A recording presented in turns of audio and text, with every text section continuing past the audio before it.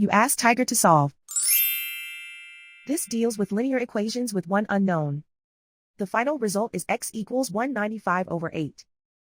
Let's solve it step by step. Simplify the expression. Group like terms. Simplify the arithmetic. Group all constants on the right side of the equation.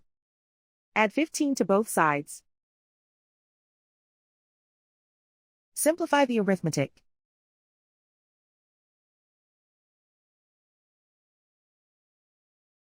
Isolate the x.